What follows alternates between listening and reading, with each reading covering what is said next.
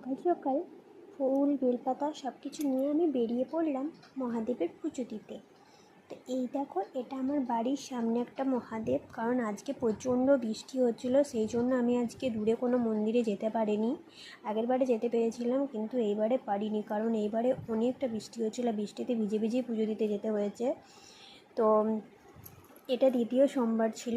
দ্বিতীয় সোমবার আমি ভাবলাম তাহলে আমাদের এখানে যখন মহাদেব রয়েছে তো এখানেই পুজোটা দিয়ে দিই।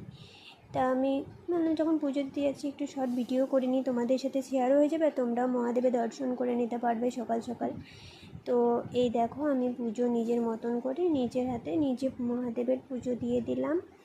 আমার পুজো দেওয়া হচ্ছে, ঠিক আছে। আর গিয়ে কোথায় মন্দিরে কোথায় গেছো পুজো দিতে, কোথায় কোথায় পুজো করছো অবশ্যই কিন্তু কমেন্ট করে জানিও।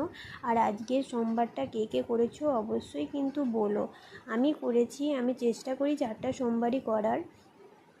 তবে জানি না ভগবান চাইবে কি না, বাট আমি পুরো চেষ্টা করি যে 4টা সোমবারই করব।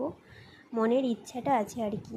তো যাই হোক, ভগবানের দর্শন সবাই করে নিও। সবারই দিনটা যেন ভালো কাটে, আর মহাদেব সবাইকে ভালো রেখো, সুস্থ রেখো, সবার মঙ্গল করো, সবাই যেন সুখে শান্তিতে থাকতে পারে।